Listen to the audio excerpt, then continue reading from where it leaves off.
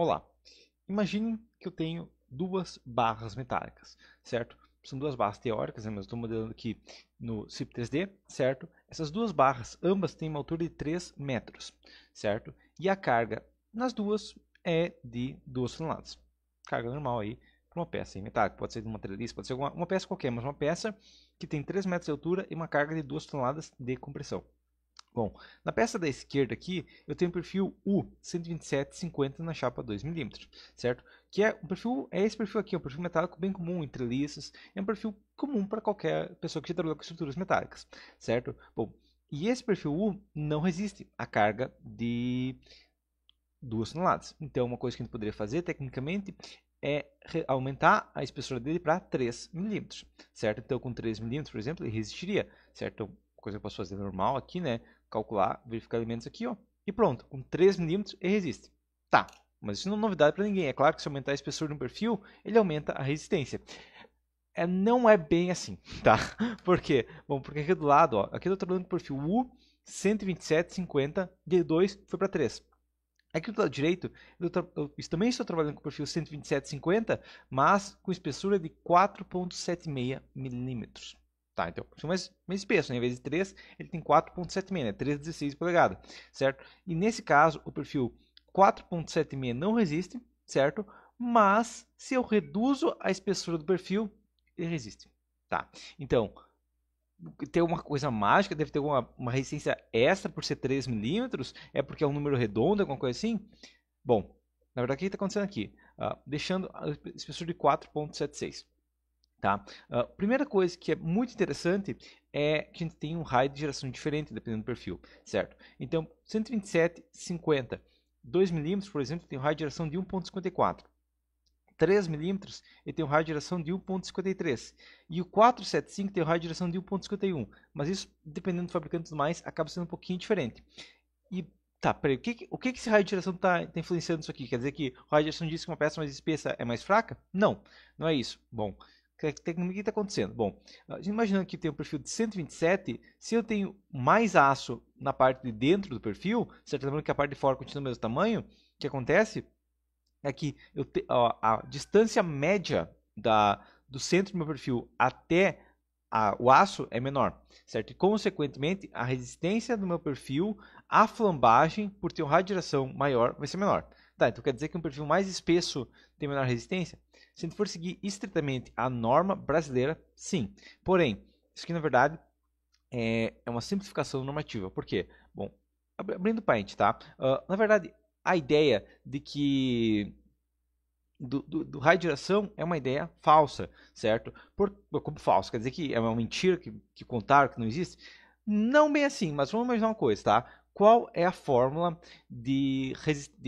para calcular a resistência à compressão de uma peça? Basicamente, ela é igual a π pi ao quadrado, né? Pi ao quadrado multiplicado pelo meu E, multiplicado pelo meu I, certo? Dividido isso aqui por o meu L ao quadrado. Certo? Tá, por que isso é importante? Bom, por primeira coisa, o L ao quadrado é uma informação importante, tá? Que é o comprimento ao quadrado, certo? E o meu I também é uma informação tecnicamente importante. Porém, isso aqui é igual ao quê? Bom, meu I, na verdade, ele é área vezes distância ao quadrado, certo? Distância ao quadrado aqui, certo? E, novamente, por que isso é importante? Bom, basicamente, porque a resistência a uma peça vai ser, a primeira coisa importante nela vai ser o nosso π, certo? Ao quadrado, que vai ser uma constante. Π é uma constante, multiplicado pelo E. O E também é uma constante. Então, o E e o π não são informações interessantes para otimização estrutural. Eles são importantes para a questão de dimensionamento, para saber quanto resiste. Mas se eu sei quanto resiste, não ajuda mais em nada. Tá? E daí eu multiplico isso aqui por área, então eu multiplico isso aqui por área e por distância ao quadrado sobre L ao quadrado, tá? Então essa é a fórmula base. Tá, mas só repetir o que estava aqui. Sim, tecnicamente sim. Mas na verdade o que eu posso fazer é que eu posso isolar esse d ao quadrado sobre l ao quadrado e ter o raio de geração. Então se eu tivesse o π ao quadrado é uma constante, não importa, tá? Então o π não importa. O e é uma constante, não importa, certo? Porque ele é constante, não tem como mudar ele, não tem faz um aço que deforma menos. Não tem. Se for a mesma quantidade de aço, vai ser a mesma deformação. O que eu vou ter importante para uma peça aí de flambagem é a área e distância quadrada, que eu posso usar basicamente o cálculo. Inclusive, esse é o cálculo que por muito tempo, até hoje de maneira mais complexa, mas que por muito tempo era usado para dimensionamento de estruturas, tá? Principalmente para flambagem, que é basicamente área. Então a área vai se manter aqui, certo? Multiplicado por distância ao quadrado sobre L ao quadrado. Tá? Isso aqui basicamente o quê? Bom, distância ao quadrado e L ao quadrado, se a gente inverter isso aqui, vai ser basicamente uma questão que vai ser o D sobre L, né? Porque os dois estão ao quadrado, certo? Então ele está dizendo o quê? Bom, que quanto maior o D, quanto maior a distância do perfil ao quadrado, maior a resistência, e quanto maior o L ao quadrado, maior a resistência, certo? Então, o que está dizendo aqui é que basicamente essa região aqui da fórmula é D ao quadrado, que de maneira simplificada, a gente pega a inércia da área e tudo mais, e chega a um raio de direção base, que a gente só multiplica pela área para ter a resistência do perfil. Tá? Então, basicamente, isso que a gente está fazendo. Tá? Mas por que isso é importante? Bom, porque na norma brasileira, tá? Isso aqui é uma questão de norma brasileira, NBR 8800, brasileira diz isso, certo? O que a norma brasileira diz? Ela diz assim, ó, o índice de desbelteza das bases comprimidas, tomado como KL sobre R, beleza, certo? O componente destravado, né, não deve ser superior a 200. Isso é uma regra da 8800. Se for 200,1, proibido. Se for 200,5, proibido. Se for 199,9, pode passar tranquilamente. Mas 200, totalmente proibido. Tá? E por que eu estou citando a 8800? Bom, porque isso é uma questão única da 8800. Tá, talvez exista outra norma, mas se for pegar as outras duas grandes, digamos, as duas chefes, né, dois carros-chefe de normas mundiais, então vai pegar o Eurocode, por exemplo, o Eurocode não fala de desbeltez limite. Ele fala só que, ele dá até mostra esse gráfico, né, mas quanto mais longa a peça, mais fraca ela é, beleza. Até porque a gente vai dividir, lembrando, a gente está dividindo por L ao quadrado, certo? Mas a questão é, quanto mais longa a peça, mais fraca ela é. A única diferença é que a NBR 6118, ela pega isso aqui, certo? Ela pega isso aqui, corta aqui, e ela gera um limite. Então, ela não permite passar de 2. Então, a curva de resistência da norma 6118 é algo assim, ó. Chegou aqui e parou. Não existe nada para cá. Não desiste, não vai ter nada para cá. Então, isso aqui é uma questão específica da norma 6118. Ela cria essa ideia, esse texto. Certo? Então, é muito importante que você esteja dimensionando, que você veja isso. Por quê? Porque muitas vezes o engenheiro vai pensar, se eu reduzir a espessura, eu ganho resistência, porque não é verdade. Certo? É só uma questão que pelo código brasileiro, pela norma brasileira, eu tenho essa limitação absoluta que nunca pode ser violada jamais, em qualquer hipótese do mundo, de 200. Tá?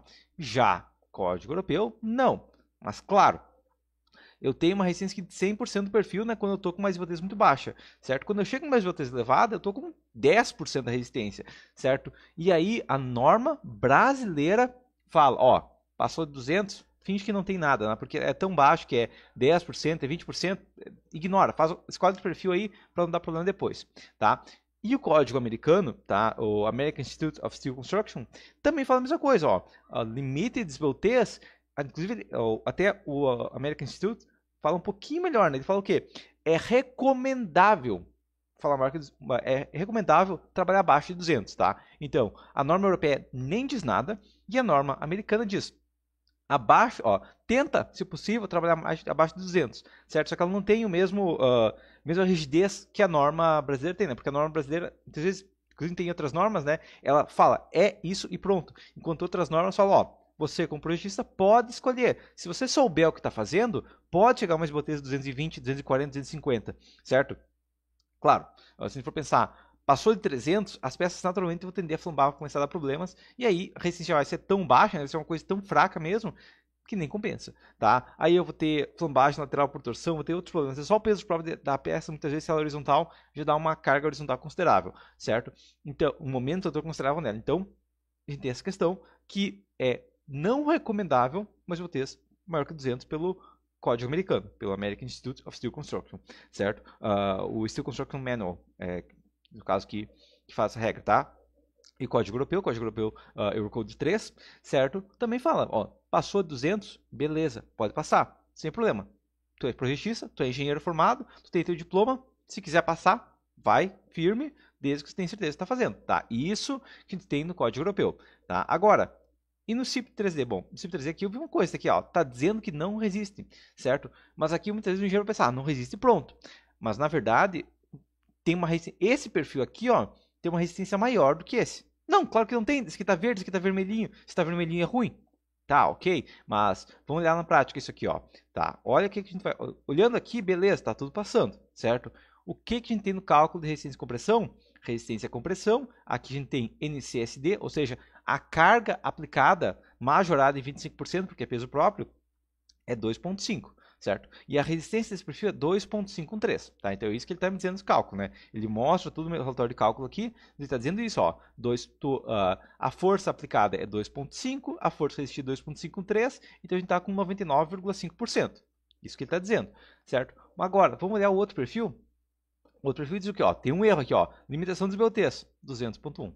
Tá? Então, tipo, 200,1 é uma coisa mínima, mas ó, passou 200, não importa, rígido da norma, certo? Mas na verdade, que a gente vai olhar, se a gente souber olhar o relatório, provavelmente, tecnicamente, 200,1 não é uma coisa que, você violou, chegou a 200,1, se der um problema, vai ser preso. Não, provavelmente é uma limitação mínima. Mas o que acontece na resistência à compressão? A resistência à compressão desse perfil é de 3,799, ou seja, eu estou usando só 65%, certo? Então, esse perfil tem uma resistência maior, certo? E se não fosse a situação rígida da norma 8800, a gente poderia trabalhar com esse perfil aqui com maior resistência, com uma folga maior. Mas, por causa da limitação dos BOTs de 200 críticas sempre aqui no meu perfil, eu tenho esse problema que não vai funcionar. A norma proíbe, beleza?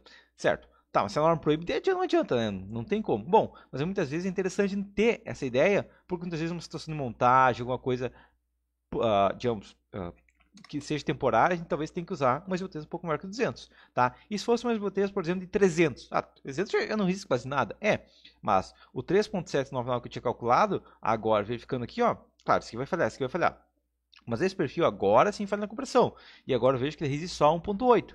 Mas ainda resiste, certo? Então o perfil tem uma resistência ainda, certo? É muito baixo. Sim, é 1.82 num perfil que tem uma área de 10 cm². É uma resistência muito baixa mesmo, certo? Estou gastando 8 kg por metro para resistir a 1.8 tonelada de força. É muito peso, é uma utilização muito precária do perfil, certo? Mas eu sei que na prática um perfil tem uma certa capacidade de resistência, tá? Eu sei que a norma brasileira proíbe, mas eu também sei, 14762 fala a mesma coisa, mas eu sei que na prática existe uma certa resistência, certo? Eu sei que na prática isso é importante por quê? Bom, porque muitas vezes a norma vai dizer essas coisas críticas, né? Mas se você pesquisar outra norma, não tem isso. E outra coisa, muitas vezes você vai se deparar com uma obra real, certo? Muitas vezes feita sem acompanhamento técnico, uma obra de serralheiro e tudo mais. Inclusive, isso é muito comum em terças de galpão, certo? Onde nós temos uma carga, ok? E numa terça, uma carga de compressão na terça, certo?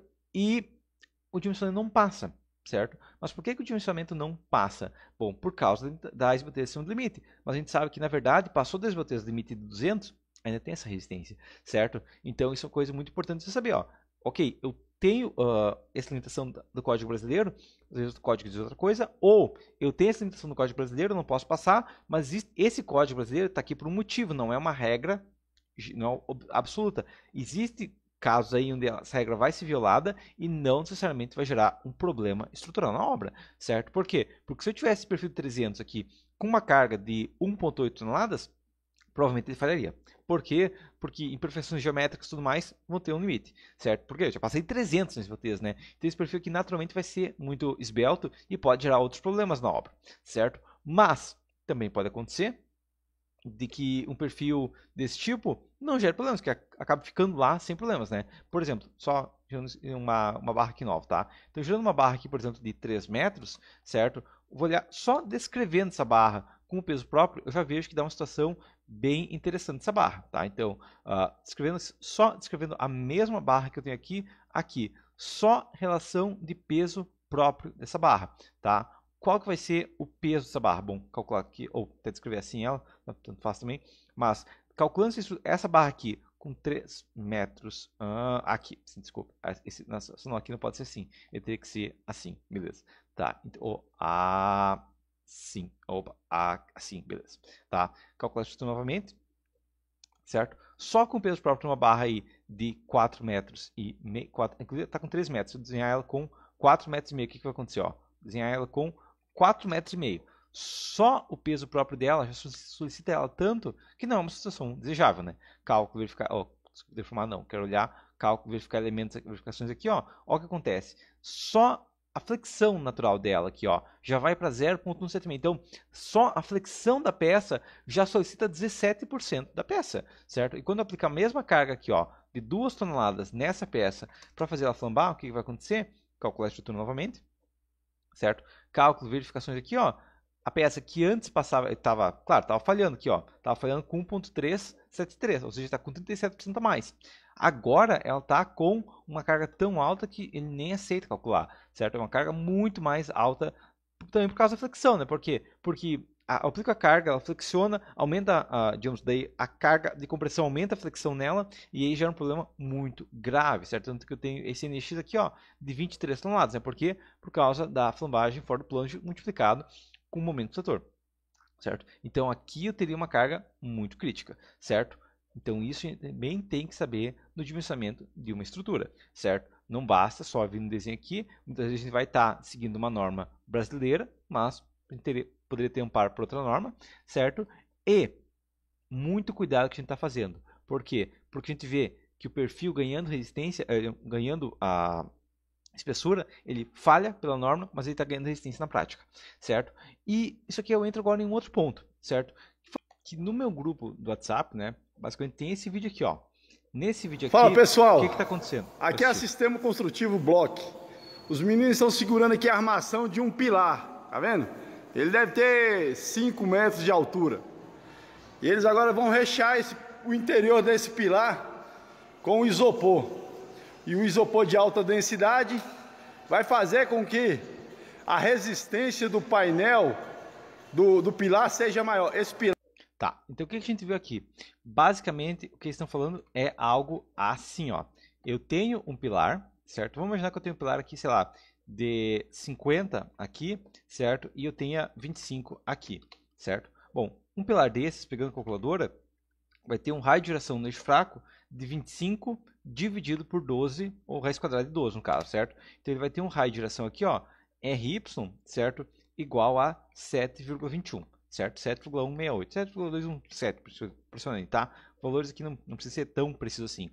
Mas o que aconteceria se eu fizesse um furo nesse pilar, tá? Se eu fizesse um furo nesse pilar, digamos que esse furo aqui tenha, sei lá, 35 por 15, certo? Vamos ignorar por enquanto que esse furo acabaria com totalmente o cobrimento da parte interna, tá? Mas eu tenho pilar assim, só essa parte preta. O que aconteceria com esse raio de geração? Calculadora, pegando a calculadora novamente, eu teria o quê? Bom, o raio de geração agora, que é a raiz quadrada da inércia sobre a área, certo? Seria o quê? Bom, basicamente seria raiz quadrada da inércia sobre a área. Então, 25 ao cubo, certo? Vezes 50 dividido por 12 é a inércia global, né? Toda a região aqui desse retângulo.